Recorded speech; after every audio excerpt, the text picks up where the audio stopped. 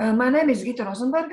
I am Chief Librarian of the Library of the University of Latvia and representative of Open Air National Open Access Desk in Latvia, as well as manager of LibOCS project team in the Latvia. My daily duties are related to development of services for researchers and PhD students, as well as in the context of scientific communication and collaboration. You all are welcome to International Open Access Week 2022 events in Latvia, Baltics, and all around the world. Today, here will be held webinar Collaboration and Participation Perspectives for Open Research in the Baltics, researchers, citizens, and librarians as partners. During webinar, we will focus on topics related to research future, collaboration between different stakeholders, LibOCS project as discussion facilitator and promoter for citizen science development in Baltics, about drivers and barriers, about use and experience related to research projects and activities with citizen engagement. Please note, here is rules of our event. Please mute your mic if you are not speaking. You are welcome to use the chat box for giving questions. This event will be recorded. Turn off your webcam if you don't want to appear in recording. And recording will be available as soon as possible on the project site of LibOCS project.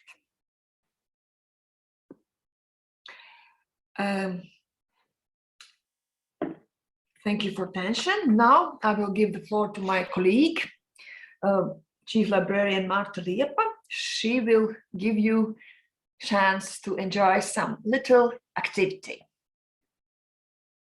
Please, Marta. Yes. Before we start our presentations, we would like to know who has joined us here today in this webinar. So I would like to ask you, every one of you, to open application menti.com, enter the code you see on the screen and answer just one question. What is your occupation? Whether you are a researcher, citizen researcher, or amateur researcher, or maybe you are coming from memory institutions or even some else profession. I see that already librarians are very active, and since this project is related to collaboration between different partners from professional science institutions and memory institutions, we are happy to see that people from all of these professions have joined today. Of course, mostly librarians.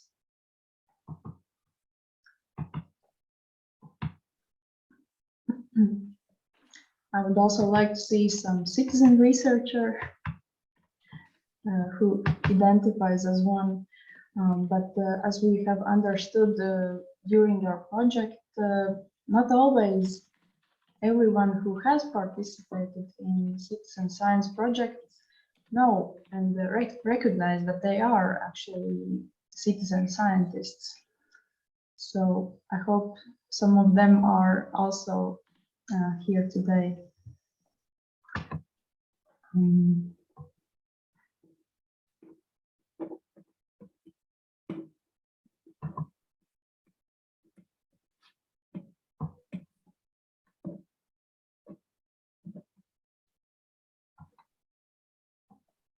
Okay, more than half of our participants have answered the question. Yes, one amateur researcher has also joined.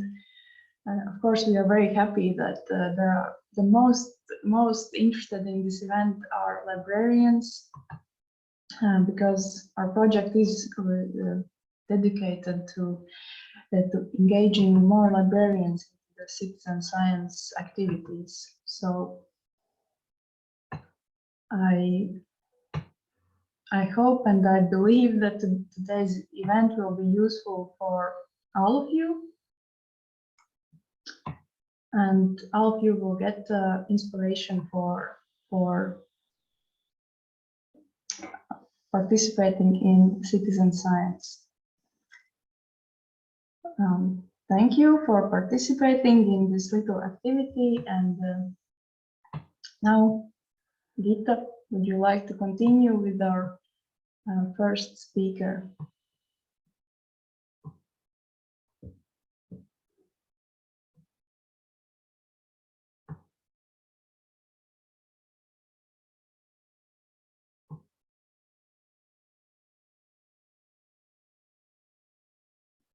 Thank you.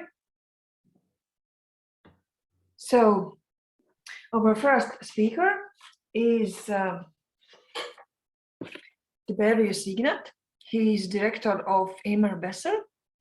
It's a company that promotes a fair environment around research practices and scholarly communication. Director of Scientific Knowledge Services, member of LIBOR, and member of European Citizen Science Association and Citizen Science Association US. Tiberius, you will have, you participants, all of you will have a possibility to enjoy Tiberius created presentation by video recording. And we are very happy that Tiberius can and is also here in person, so you will have a chance to give him some questions after the presentation. Now I will run the video.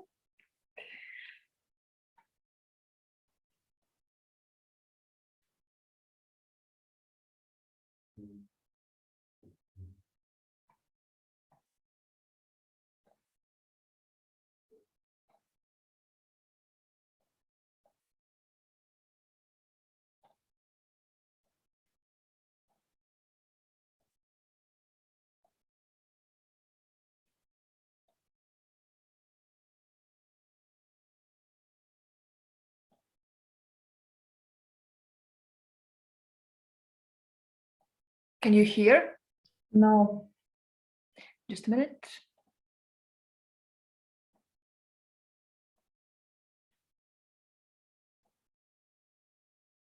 On And how now? research.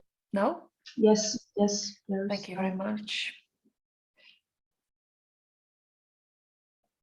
Hello, everyone, and welcome to a short retrospection on how research, once a subculture, became popular.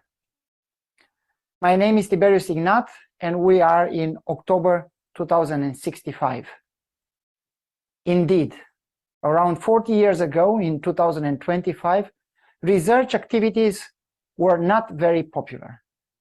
They were engaging only a small fraction of the world's population, mostly the elite population that was trained to become researchers. In that respect, research was, back in 2025, a subculture. This presentation will make a parallel with another subculture that moved not only to become a popular culture, but also grew up in what is called cultural identities. These are supercultures that have the power to identify a large group of people, regions, countries. And such superculture is gastronomy. This presentation compares how research and gastronomy separately became popular cultures. I am obliged in 2065 to inform you that this is a virtual event. If you are joining using any meta environment, please behave responsibly. The organizers cannot help you identify the presence of robots. We take no responsibility for any of your interactions in the meta environment. You can recall this presentation from the Zenodo repository. Make your recall as follows: 10.52 81/zenodo.72.41.28.9. Let's go back in 2025. Research was still an elitist activity defined by a hermetic culture. Ordinary people knew little about research practices, and people were not used to contributing to and consuming research. As you all know, we now have the rights and the tools to perform deep scrutiny, or DS, and the DS results are typically published within a week. But in 2025, the situation was quite far from what we have now in 2065. Research was a well-oiled machine based on project grants. 70% of research was not replicable. Deep scrutiny tools were still to be invented that time. That's why in 2025, the world was slow in identifying flawed research. Important resources were lost that way. Researchers were complacent about the system. Peer review was not challenging enough to distill good from bad research. Lack of public scrutiny was a major cause for a low level of research integrity and ethics. But let's see some examples. Look what was common when research was a black box for most people, and there were only a few ways to challenge the research results. I'm quoting two very important research reports from 2022. After a thorough investigation, the editors have concluded that the acceptance of this article was partly based upon the positive advice of one illegitimate reviewer report. And the other one. They exploited security flaws that could make researchers vulnerable to even more serious identity theft. Believe it or not, this was happening in research in 2022. I believe this was possible because in 2022, research was a subculture with very little exposure and scrutiny compared with the 2065 reality.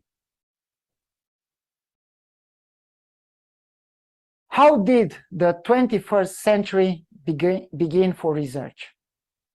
No doubt, research activities helped humankind to improve and progress. But it wasn't all positive about it. The opioid crisis at the beginning of the 21st century killed hundreds of thousands of people and left millions living in opioid addiction. Research communication has been abused to suggest that opioids produce no addiction. Doctors were told to believe that. All this human drama was possible because of a paragraph published in 1980 in a prestige journal. You can read more about under this link here, and probably you will be shocked. Another example, depression. In 2022, depression was a leading cause of disability worldwide. In 1960, the serotonin theory of depression was based. It followed the hypothesis that depression is the result of a low level of serotonin in patients. And this theory started to be widely promoted by the pharmaceutical industry in the 90s. A range of antidepressants known as selective serotonin reuptake inhibitors, or SSRIs, were widely marketed and prescribed. SSRIs were prescribed in 2022 to 1 in 6 adult populations in England. As we didn't have deep scrutiny tools, DSTs, at the beginning of the 21st century, drug companies spotted a clear line to communicate the effectiveness of their medications. Antidepressants were commonly prescribed and believed they can cure depression. But in 2022, the world of research has been shaken by a big systematic review, which revealed that there is no evidence to support the serotonin theory. Billions of euros and dollars were spent on the wrong treatment, and people had to endure the side effects of drugs that were not good for their disease. The third example, the Alzheimer's disease. Throughout some 16 years of image fabrication, which is research data, millions of patients and doctors were cheated. Billions of dollars and euros vanished.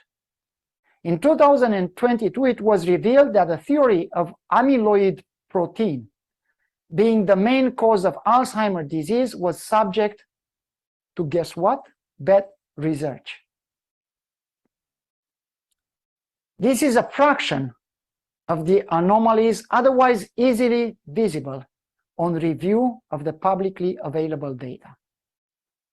But the problem was that data was not accessible to the public.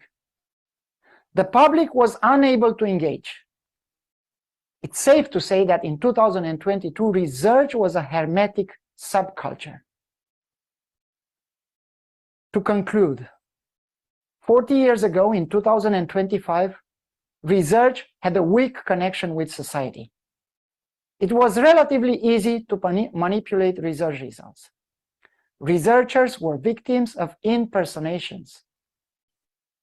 And the population had a low level of science literacy because research education was restricted to just a few individuals that made it to the PhD schools. But while in 2025 research was still a subculture, gastronomy, our comparative study for today, was popular and flourishing culture. And even more, it was such a popular culture that it was part of the identity of people. What research learned from gastronomy? But first, what is gastronomy? It is the art of the table.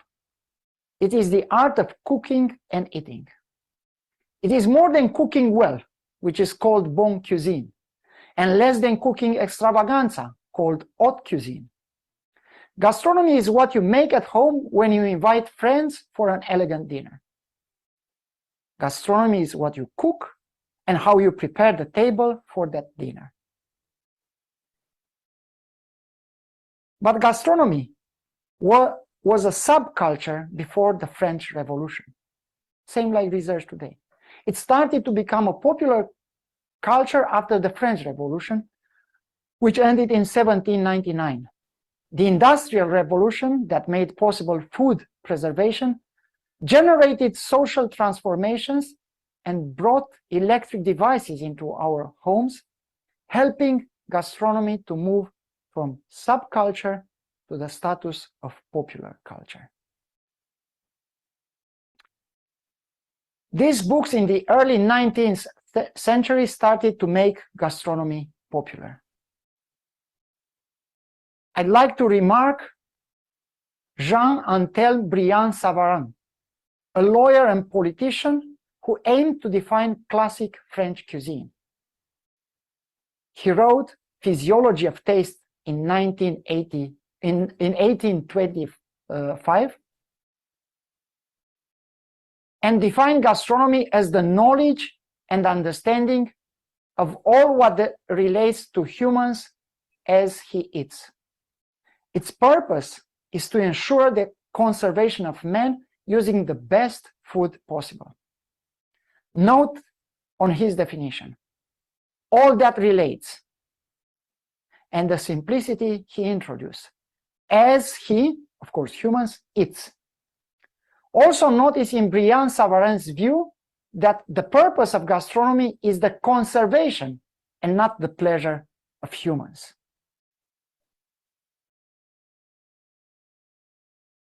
The next step in popularizing gastronomy was Sawyer's book Shilling Cookery for the People in 1858.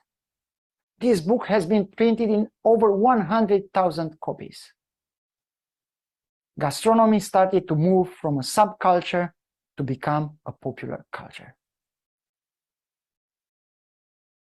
Today, gastronomy is very popular culture. We cook and eat in that style at home. We have our kitchens equipped with the minimum necessary for gastronomy. The grocery stores offer the ingredients that are needed for people to dive into that culture. We have cookie shows on TV. We have schools and classes in gastronomy. When we describe our visits to other places, when we travel, we often include how and what we eat. Gastronomy is defining the identity of people today, places and cultures. It is accessible and engages ordinary people while professional chefs continue to exist and interact with us, the ordinary gastronomes. Let's go back in 2025. While in 2025, gastronomy was already grounded in relationships between food, culture, and tradition, it was generally believed that research cannot be such a popular culture as gastronomy was, or music, literature, and others. But this was about to be changed around the year 2025. Started some years ago under concepts like public engagement in science, participatory science, crowd research, and citizen science. Research started to connect with society.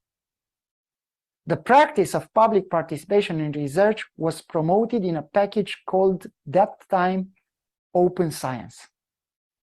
Libraries, museums, and research agencies were very active in supporting this approach. Science literacy programs started in schools, and funders aimed strongly to build more trust in research through fair data, ethics, integrity, public reports, etc. Research tools and techniques became publicly available, and the concept of deep scrutiny tools were adopted by the world of research. Now in 2065, research is the wisdom and practice of all that relates to humans as curious beings. Because curiosity stays at the core of research. In 2065, everyone recognizes that research is the art of supporting, participating, finding, disseminating, and using our best understandings of nature and society. Research is no longer a subculture in 2065. It is an activity open to everyone and is grounded in the relationship between curiosity, progress, and sustainability. We can finally say now that research is part of public life. Eventually, research became a popular culture. Thank you all for contributing to this.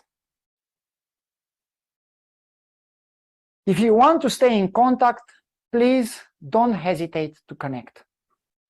Remember, the role of this presentation is to inspire. Research deserves to be a popular culture. Thank you.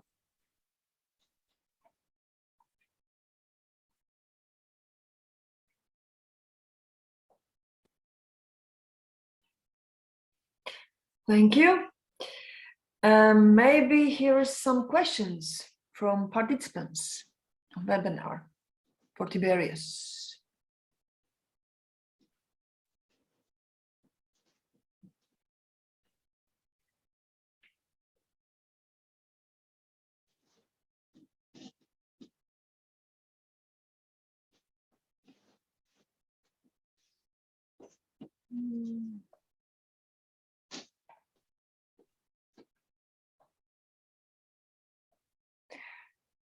I have one question. In 2065, what will be more popular? Scientific literacy or gastronomy literacy?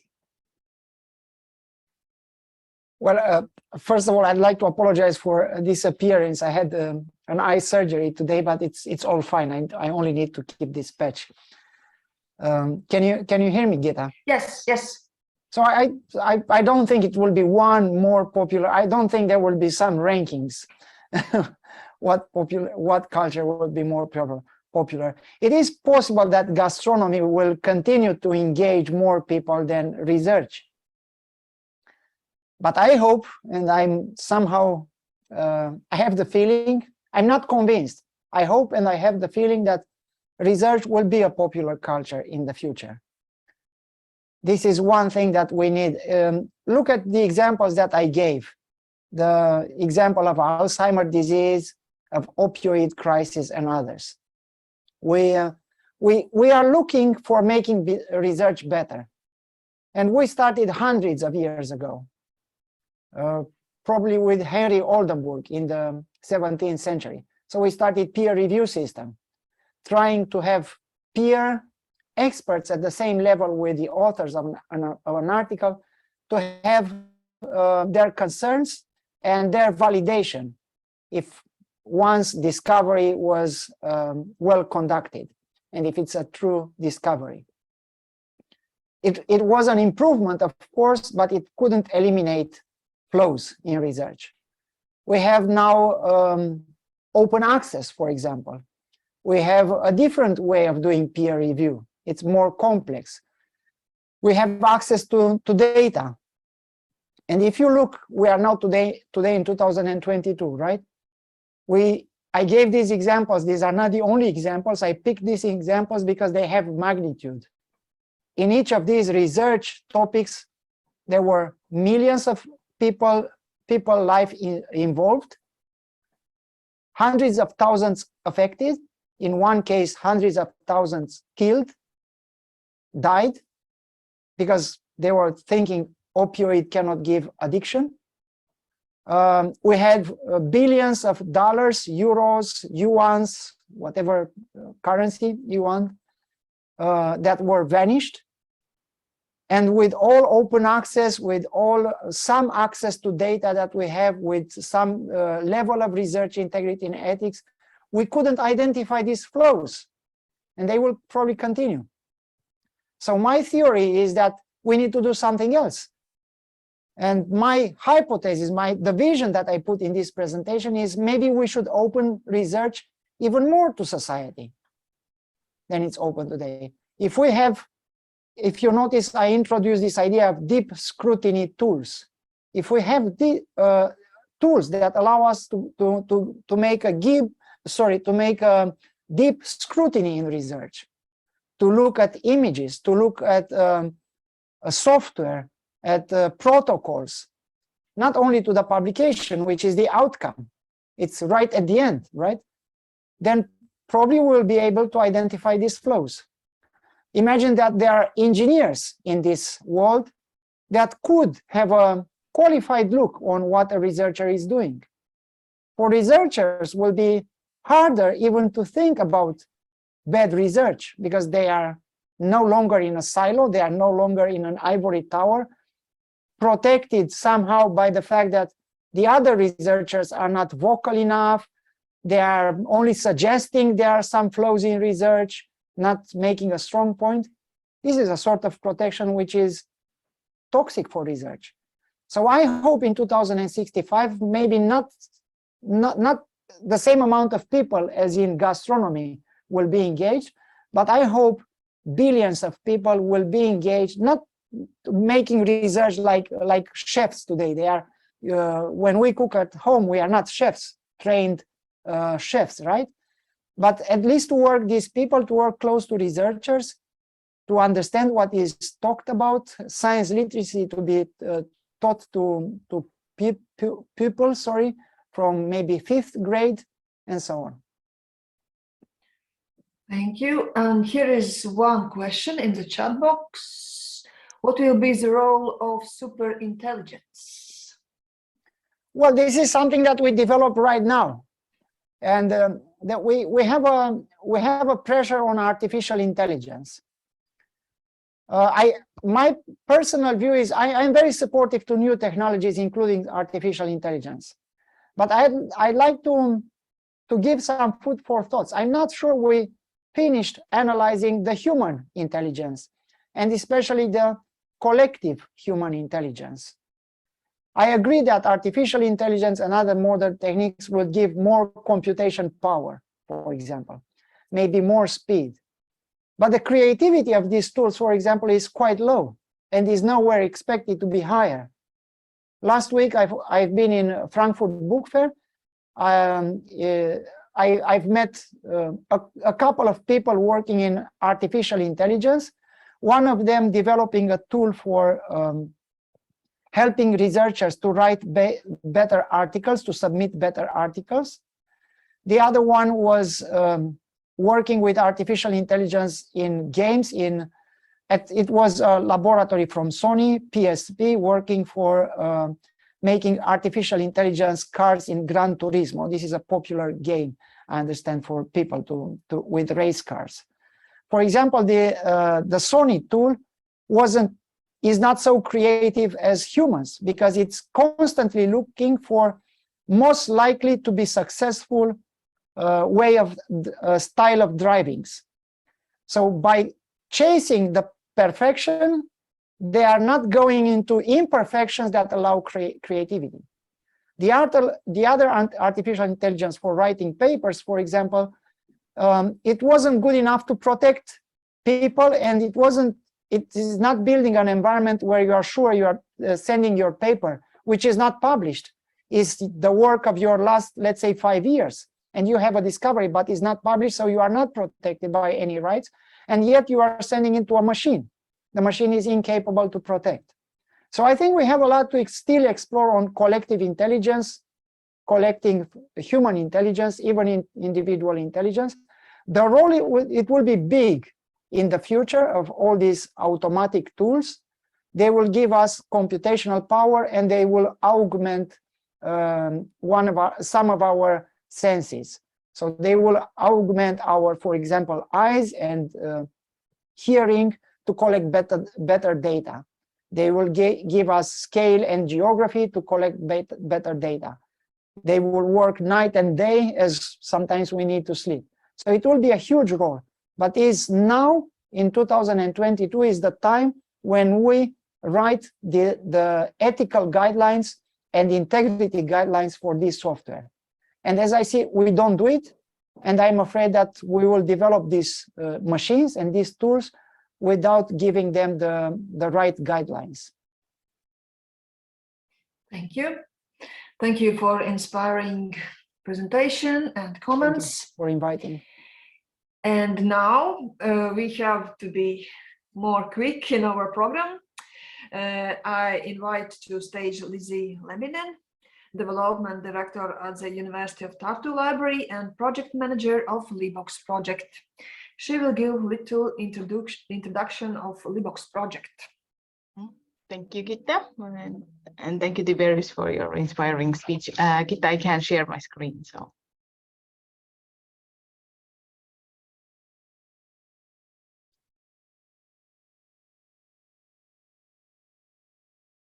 Okay. Thank you.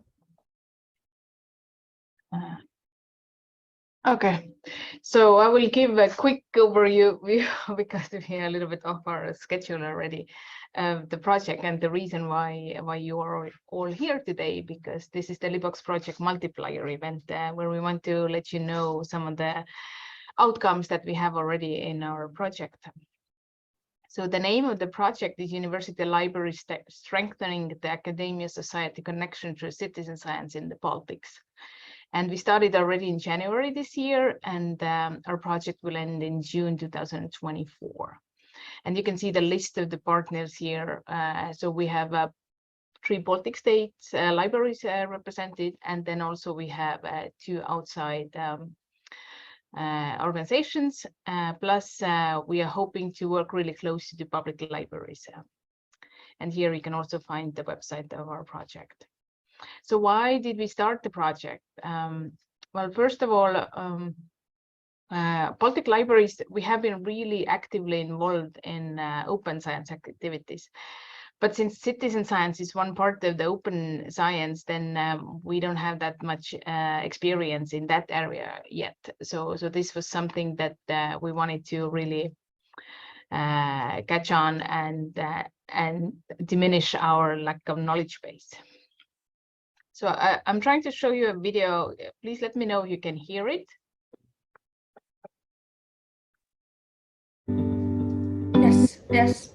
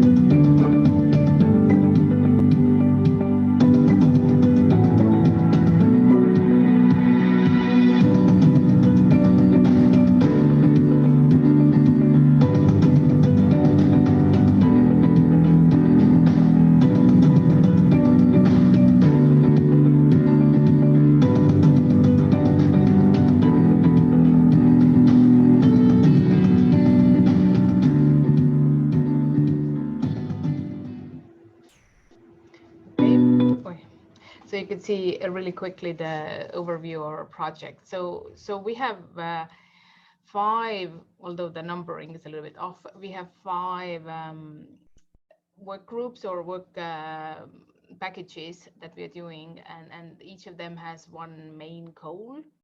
So the first one is to actually find out what are the drivers and barriers why libraries are not involved in citizen science so much.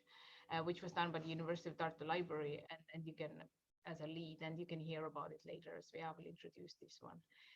The second one was a study and information campaign about the role of the university and the libraries in the open and citizen science, and Kita will give you an overview on that one. And now then these 2 are finished, and now we have 3 more to achieve. So one of them is a training activities and training materials, and hoping actually to have a book even about academic libraries and how academic libraries can be involved in civic engagement.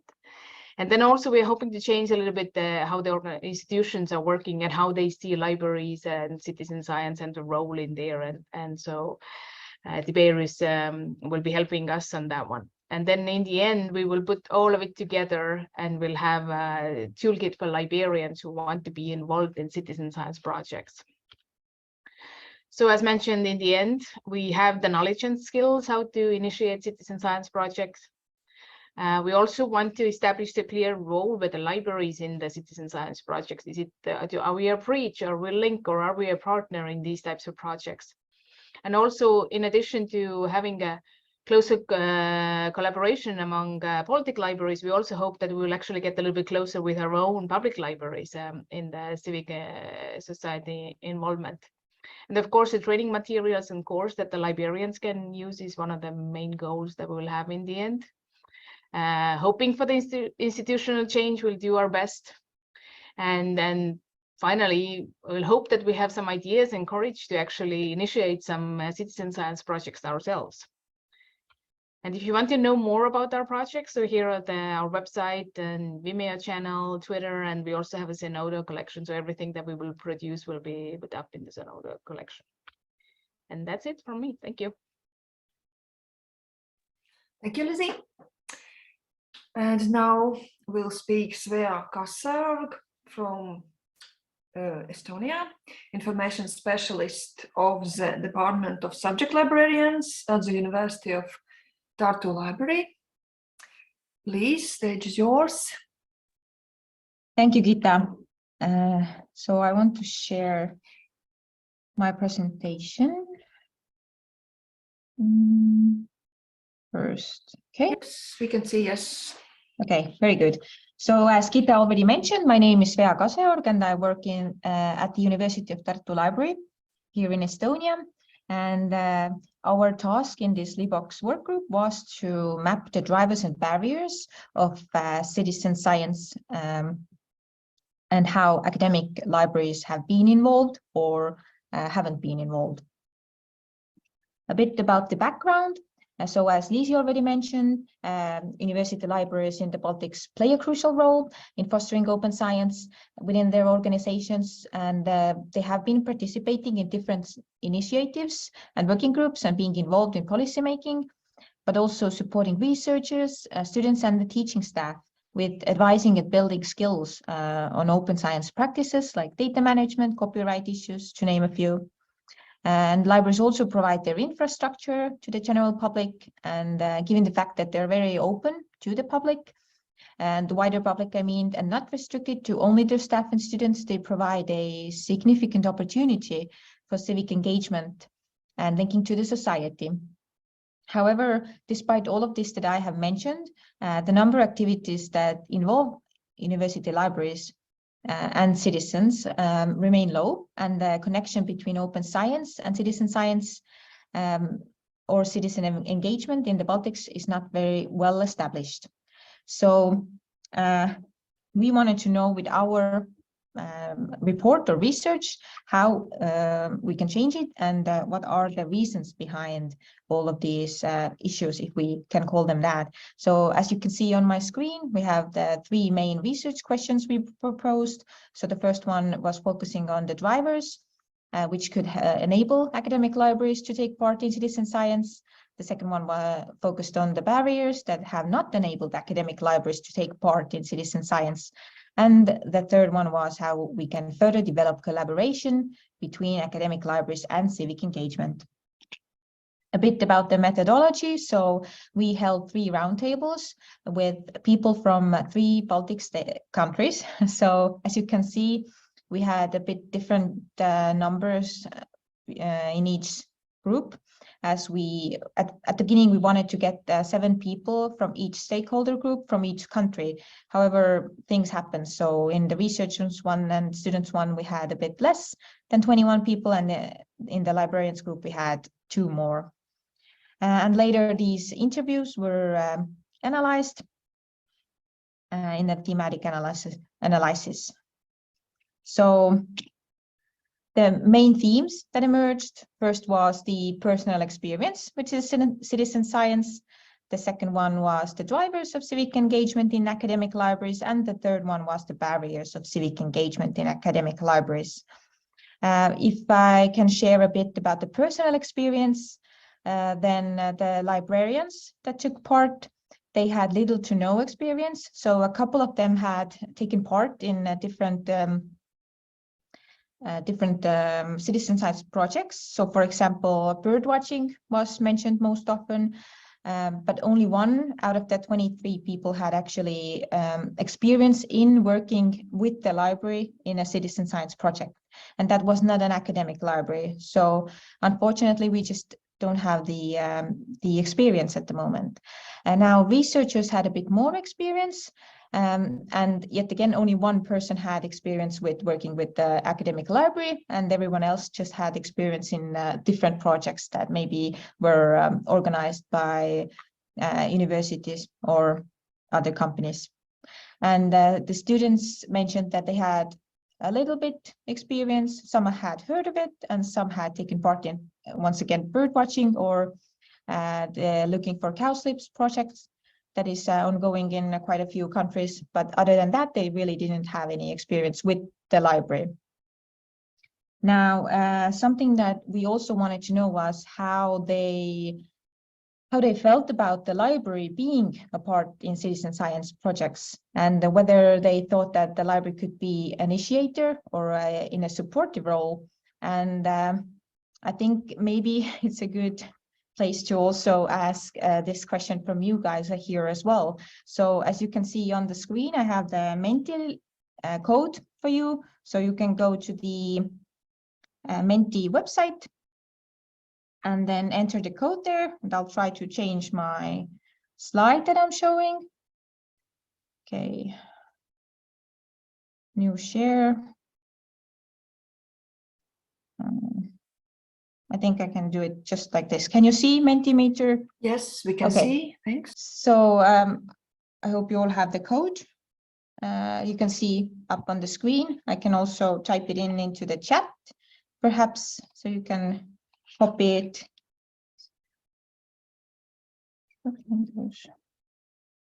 So we can see what you think about academic libraries being involved. So already some have chosen supporter.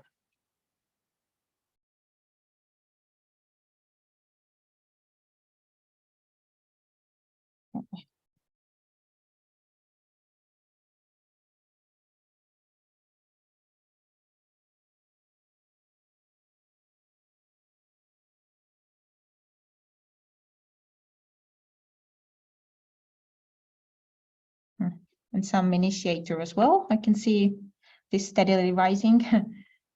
So since there are, I think, 100, almost 120 people, I'll wait a couple of minutes more just to see what you all think.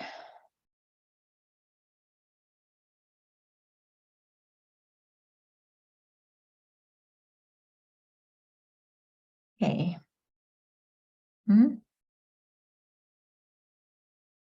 Since most of the participants today are librarians, it looks like we want to be supporters more than initiators, right? Yes, I mean, you are still answering, but maybe I can share some insight from our report or our research, what people thought from the different stakeholder groups I mentioned. So we found out that about a quarter of the librarians thought that they should be in a supportive role and not initiate any projects, since they simply don't have the skills or the experience, or even don't really know how to start from. And some just really didn't think that it was necessary for the library to be initiator at all. And some thought that we should be both, so initiators and supporters, and it depends on whether what type of library it is. So if there is a citizen science project focusing on a medical topic, for example, and it's a medical academic library, then they can be the initiator there because they have all the relevant skills and maybe the best opportunities for this stakeholder group that would be taking part in the citizen science project. Now, from the scientists roundtable, a couple of them thought that the library could be the initiator, but mostly supporters. And they just meant the ones who thought that we could be the initiators mentioned that we have a great infrastructure and we have the skills that we could teach to these volunteers and also maybe even researchers, so they can they could see the advantage in the library being the initiator. And unfortunately, students really didn't have a certain opinion because they simply didn't know what the library does. They had a very, how do you say, a bit of a maybe older point of view on what the libraries actually do, or academic libraries. A couple of them mentioned that library is only for borrowing books and as a study space. So they didn't really know what the libraries actually could offer to these citizen science projects. So I don't know, maybe I can go on with my presentation. I see 40 people have replied. So Yes, please. Okay, so no one else is answering. So I'm going to go back to my slides. So I already discussed the slide here, so I'm gonna open this one. So now I'm going to share, about the main drivers, what we found out from our research. So librarians thought that they have great data management skills, as you can see on the slide, and digital literacy skills. So they could be able to train citizen scientists on these topics. And all three stakeholders groups thought that libraries have a very large national and international network and can unite researchers and citizens and the public and the media. So it would be like a liaison between all these different groups that would be interested in these citizen science projects. They thought that libraries could even carry the communication about these projects, as this is a very important aspect of citizen science projects. If we want to get the knowledge that we gather or we get from the citizen science projects to the actual people. And libraries already have these different media channels or even communication channels that already have a quite large following. So these could be very useful in giving out this information or the communication about these projects. Now, what else? So, of course, all of the stakeholder groups thought that the library is a great place as a physical meeting place, so for these different groups to meet, as you don't really have to pay for these rooms. This is a safe space to meet. You have all the scientific knowledge around you, so this was definitely something that was mentioned. And of course the infrastructure, so the computers, the scientific knowledge and so on, or the books and things like that. And then librarians mentioned internal repositories. So for example, if a project is looking for a place to keep their data that they have gathered, the library could be the place that takes charge of it, because we already have these repositories where we can put the data and maintain it, curate it, and so on.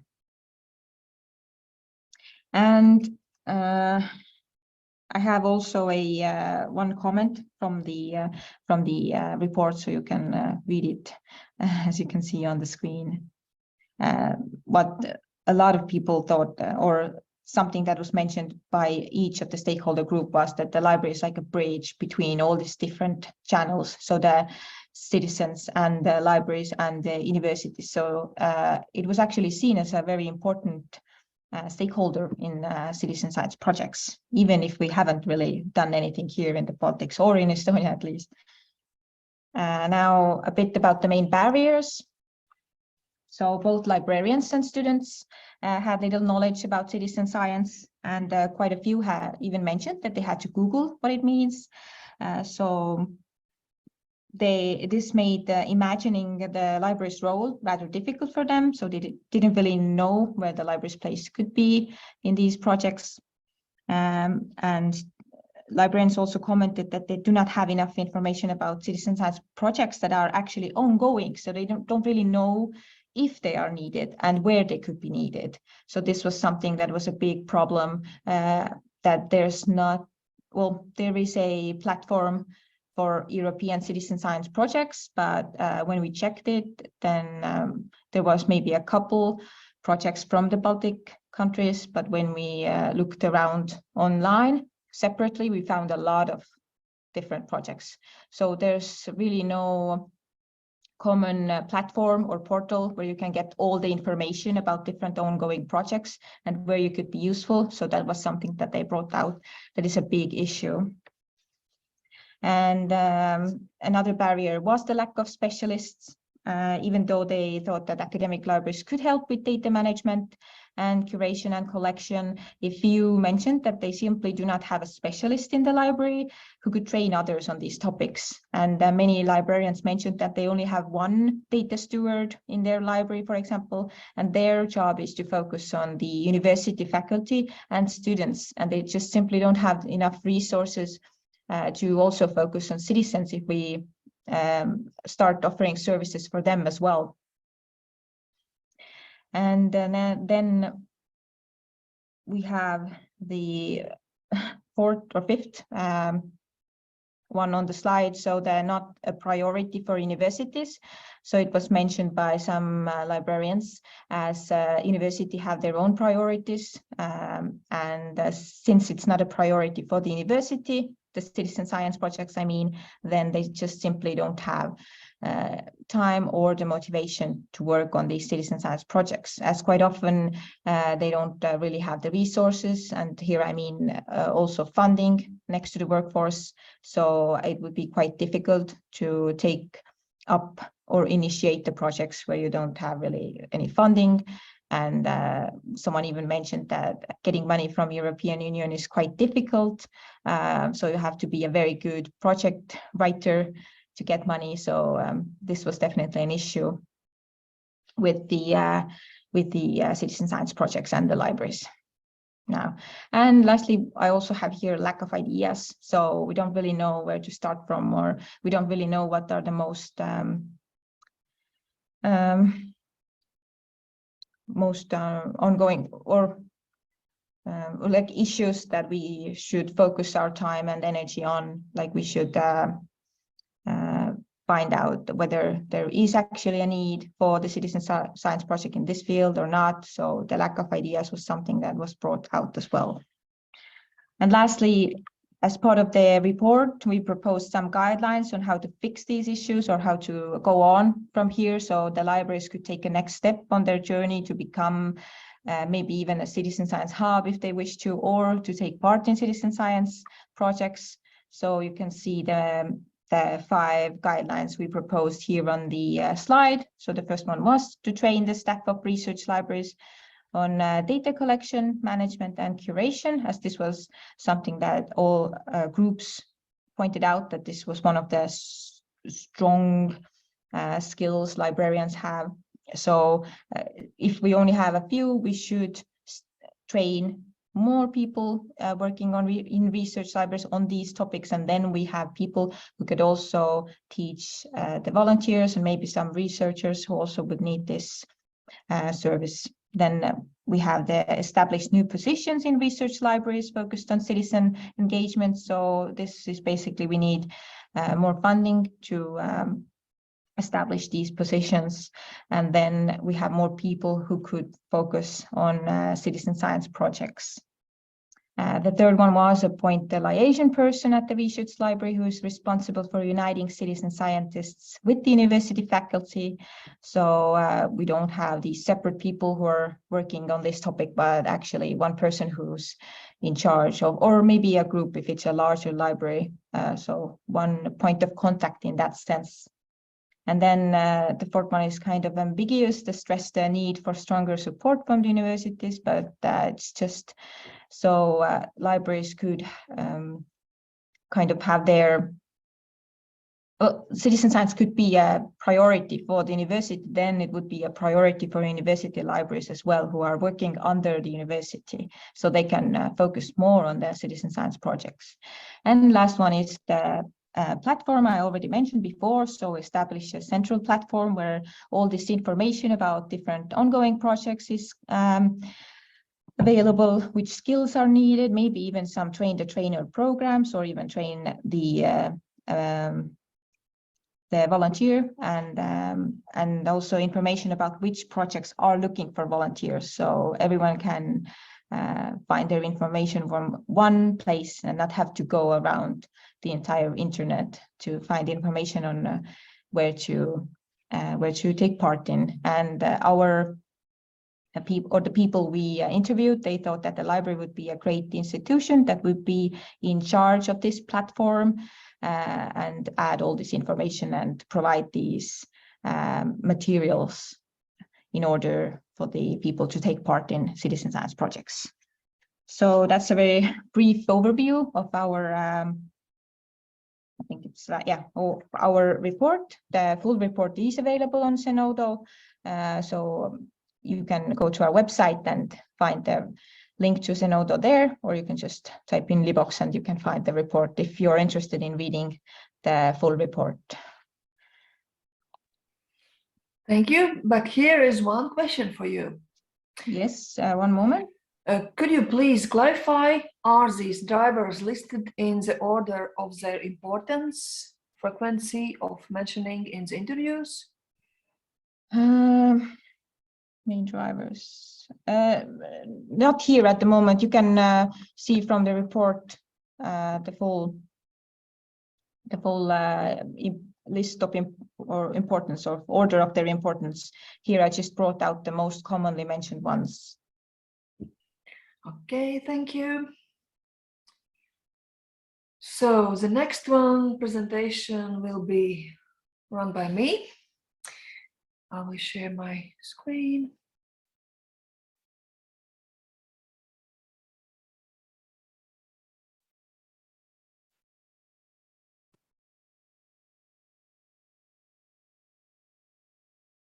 Can you see it? Yes.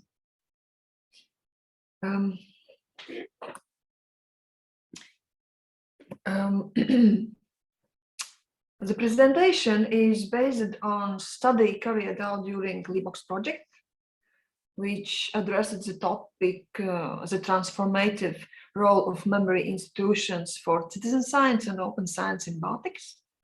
And also the main objective was to clarify the role changes of memory institutions in research projects with involvement of citizens. The study results gave valuable insight into the other parties involved in citizen science projects and activities, researchers and amateur researchers and volunteers.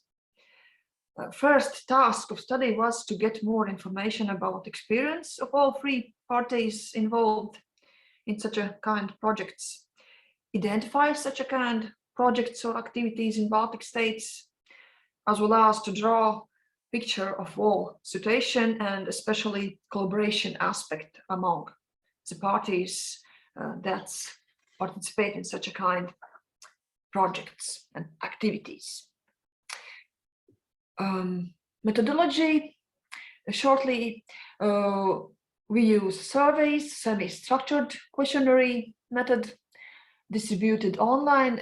We use Question Pro tool for designing questionnaires and data collection, and content analysis for open questions analyzing.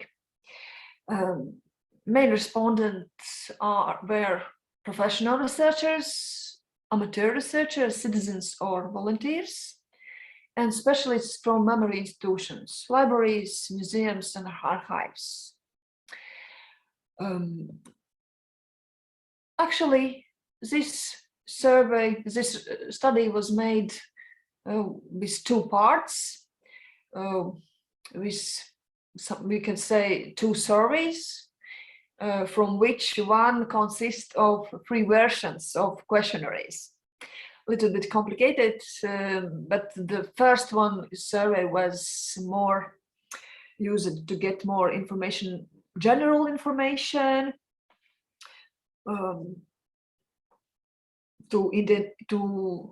we made this survey to help us to identify projects and activities where are involved citizens in our region, and to get some general information and thoughts about collaboration with those parties which are involved in such kind of projects. As a second survey, we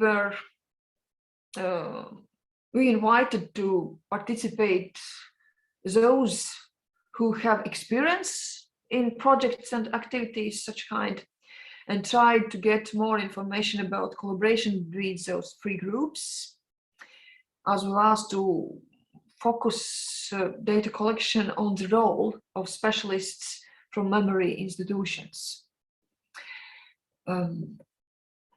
If we are looking about activity of respondents, then here you can see more active were library specialists in this first one questionnaire, as well as researchers and museums were gave quite big and important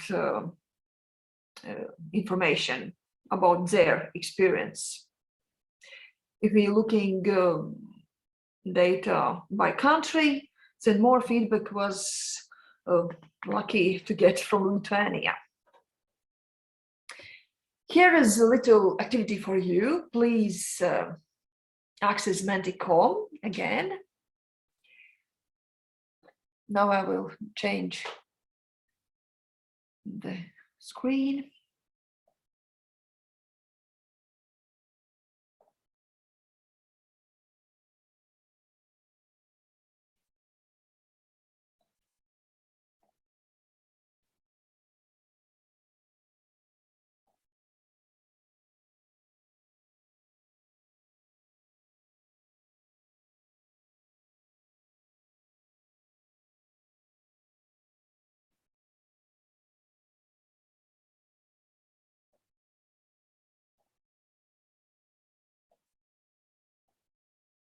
Here it is.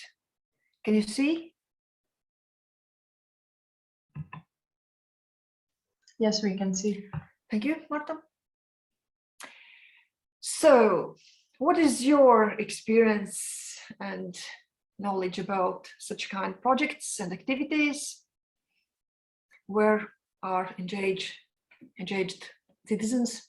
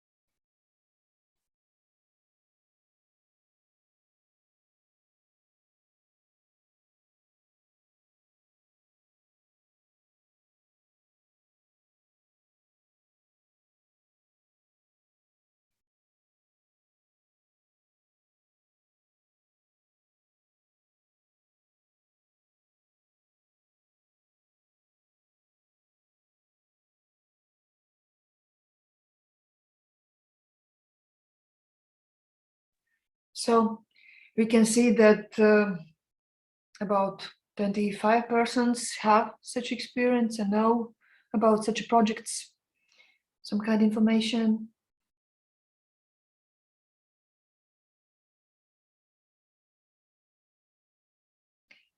And the next one question is, do you know such kind of research activities where are engaged specialists from memory institutions?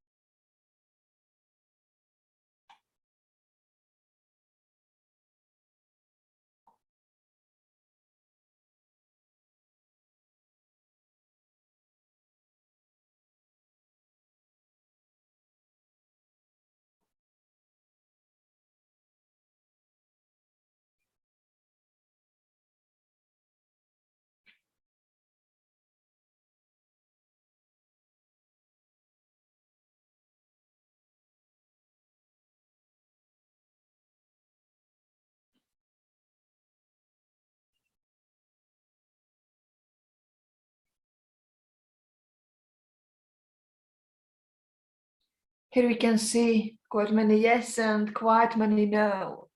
So the study showed us that really people sometimes doesn't know about who is actually involved in the projects. Is there librarians or museum specialists involved or not? And that the communication and information exchange is very, very important aspect of such a kind of projects. And it have to be improved. So let's go to the next. I will share now my presentation again.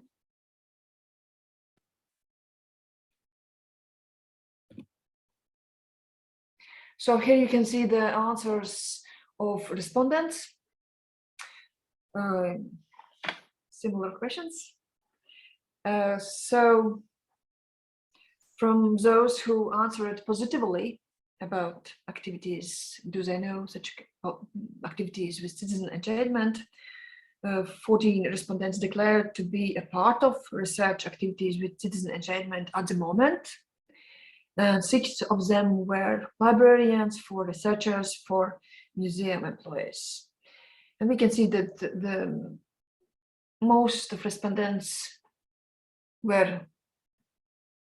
they have such information about such a kind activities.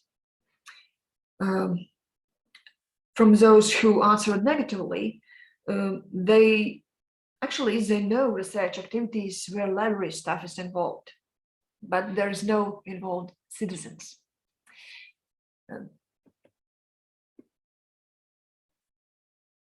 And here the question about memory institutions, we can see that quite a lot do not have such information.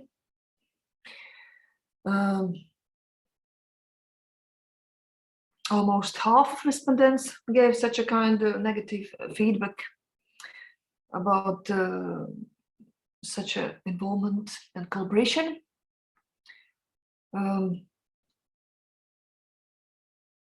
But if we are looking on what kind the tasks are done by citizens in such a kind of projects, then a survey was giving such a kind of topic that first of all collecting data in different ways, generating research ideas, processing data. Then is coming some tasks which are related to analyzing data and allocating funding for research. But if we are looking on library specialists' tasks, the top is that in the first place is that library specialists are giving space and platform for discussions, for meeting possibilities of participants, such kind of activities and projects.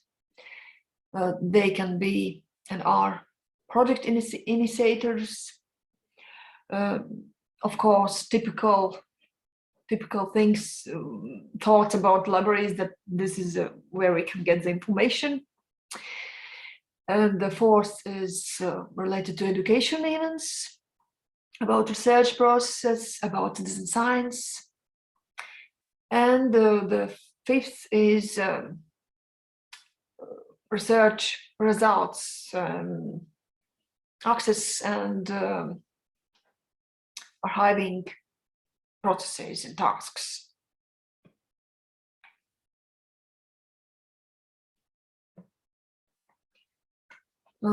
As I said, we tried to get more information about concrete, to identify concrete projects.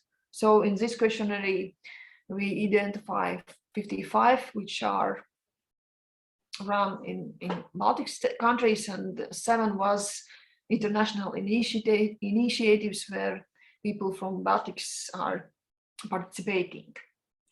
The most of them were related to history, national identity, cultural and historical heritage. The same projects related to nature were often repeated in the respondents' answers. So quite often we saw the answers about the natures, but those were the same projects again and again. Yes, if we are looking on data by country, then the situation was quite similar, actually. The second part of questionnaires of surveys, second survey, if you can say, we can see that there was about quite similar activity from researchers, from memory institutions, and from amateur researchers. If we are looking by country, then Latvia was more successful, got a little bit more answers, feedbacks, which were useful for analyzing.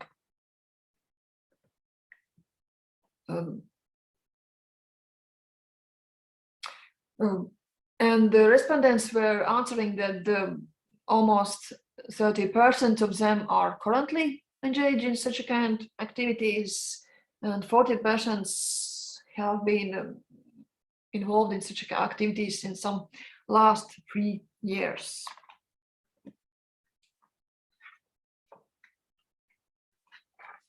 And from this survey, we've got feedback about the tasks. So here we can see the top that memory institution specialists are quite often involved in, of course, information service for research process. Then quite often they are involved in tasks which are related to organization duties, communication, coordination, management. But rarely we could fix such a kind of activity as archiving and long-term preservation. It means that our specialists have to more share their knowledge and to give more information about what they have, what kind of competencies, so they could be more actively involved in such a projects. If we are looking on citizens, on amateur researchers, then here again in the first place was collecting data, then processing data, and knowledge sharing. Here in this radar chart, we give such question to get some more information about how these three groups are evaluate different aspects for research projects, and we can see that all of them are saying that very important is to understand what exactly is the task, what they have to perform. Then next one for all three groups is important, the goal of project, of activity, and communication between all involved parties is the third one, very important aspect. And yes, they thought that the meeting in person is very important for such kind of activities. At the same time, we can see that amateur researchers are saying that that virtual space is not very common for them, and they are not appreciating such kind of chance to meet. But if we are looking on memory institutions, they are very, very positive about that, as well as memory institution specialists are more, maybe they have more information, knowledge about navigation, about online platforms, so they appreciate such kind of things more than professional researchers and amateur researchers. So this is one more aspect where our specialists could share their knowledge.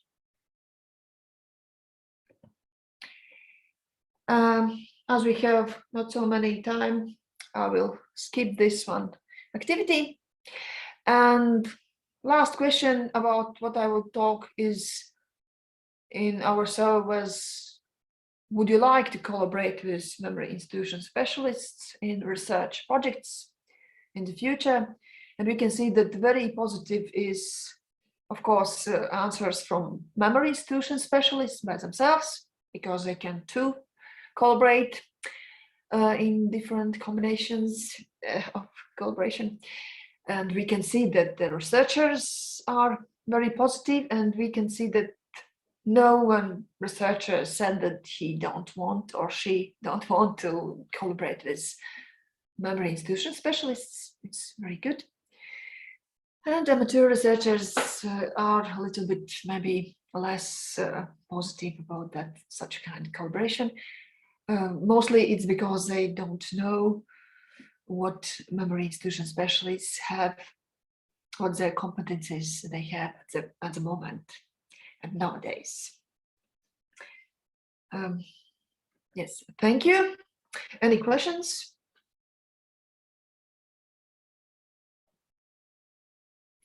So if we do not have questions, I will give the floor to our next speaker, Aiste Pranskute, Chief Information Manager of Information Resources Management Services Department at Kaunas University of Technology Library. She will give information about the next steps. So hello, everyone. Nice to meet you. And is it possible to share the screen? Yes, I guess it is yes. Do you see my presentation? Yes, we can see and hear That's you. great. Very good. So here I'm going to present my topic. It is about librarians' role and competence needs for supporting citizen science. And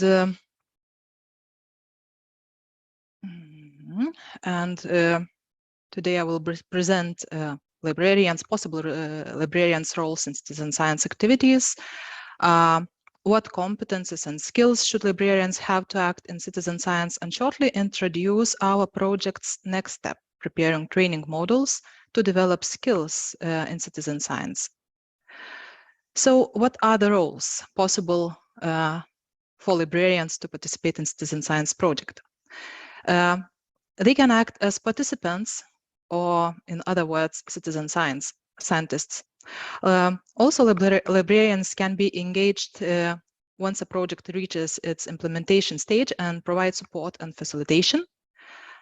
Also, librarians can be involved in the project initiation or project organization, which is more specific for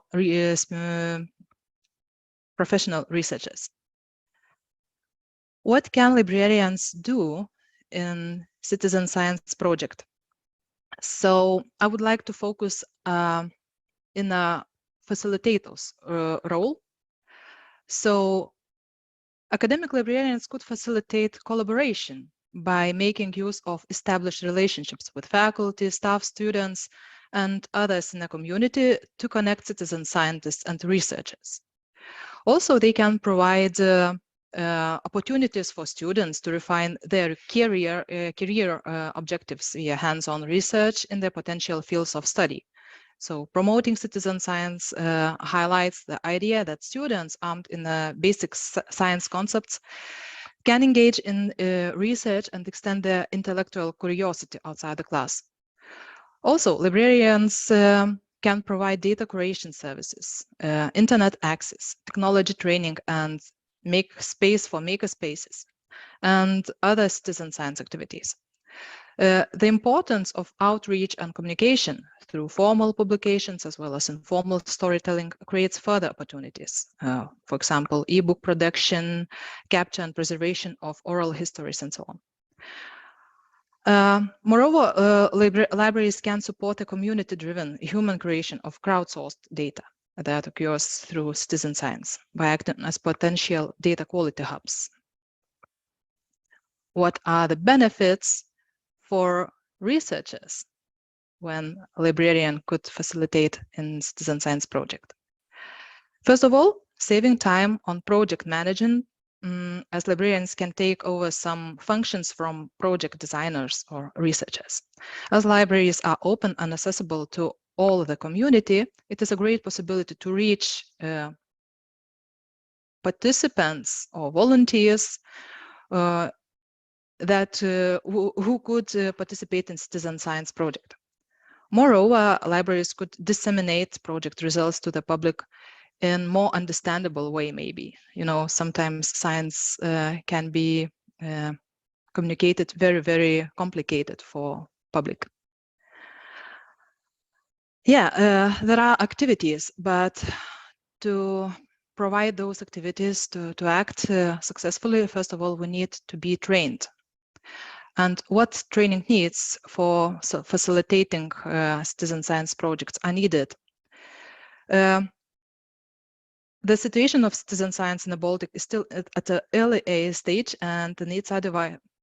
The needs could be divided in three groups. You can see in a slide.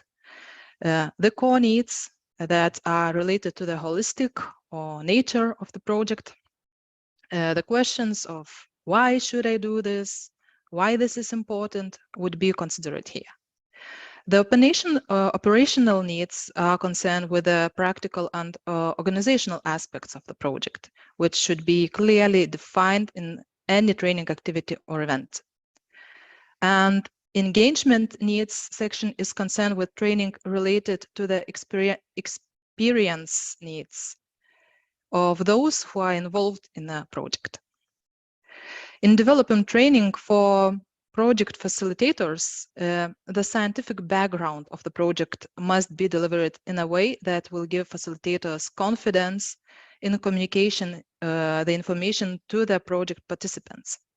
Facilitators must be confident in communicating the practical aspects of the project to their particular audience, for example, school students or community members. They must be familiar enough with the practical elements to respond to participant questions, and they need to be comfortable with the pedagogical approach that the project is taking. Facilitators need to be able to communicate the recruitment, engagement, and recognition opportunities to their participants, and also be aware of these of their own particular capacity. Facilitators also have a role in communication between the participants and the project team, and need to be able to pass on feedback from the participants' experience in order to improve engagement in the projects. Through the train-the-trainer approach, LibOCS project partners will attempt to upskill more trainers to support researchers, public libraries, and citizens during and after the project end.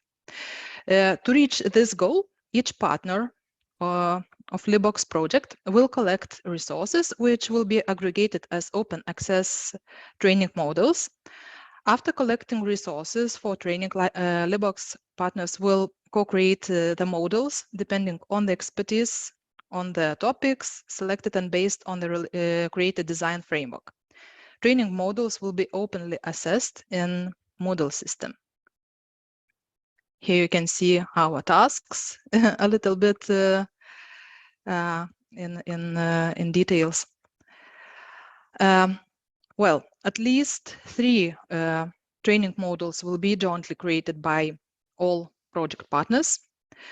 Here you can see the titles of those 3 modules, but well, it can be that we will decide to split the modules to make maybe more. However, the all training course will cover 45 learning hours. On the basis on the modules, one-day training sessions will be provided in each partner university. So it means in Estonia, Latvia, and Lithuania universities. And library staff, academics, and any interested parties will be invited to participate in these trainings. So here I have to stop and thank you very much for your attention. And I hope we will meet you in the training sessions. Thank you.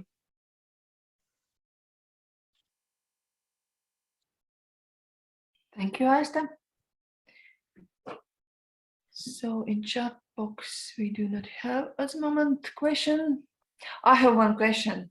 Will those materials useful for researchers? Not only for librarians and other memory institution specialists? I hope so.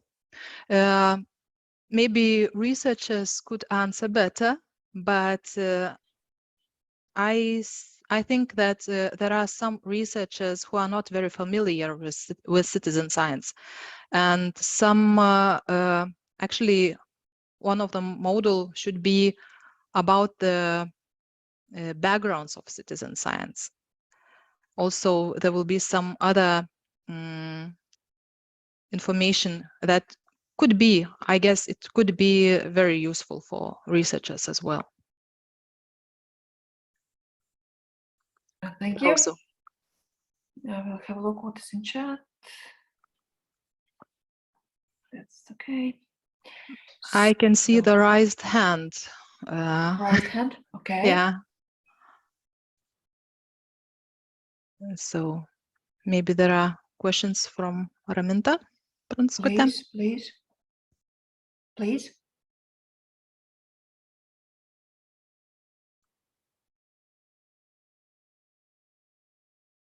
No. Okay.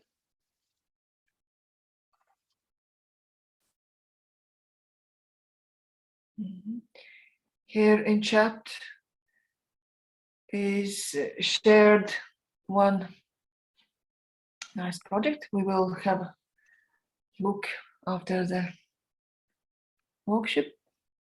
Thank you very much. Thank you very much. Sharing. Yes. So thank you, Arsten, and thank you all who participated. We will send all information about accessibility to this video recording and presentation, as well as to the results of our project research studies to all participants by email, as well as all participants who indicated that they need certificates of attendance. They will get them by email too. If you have some more questions or you need more information, then you can write to us or to have a look in our official project webpage. And yes, we are open to collaboration. Thank you all for coming to this webinar.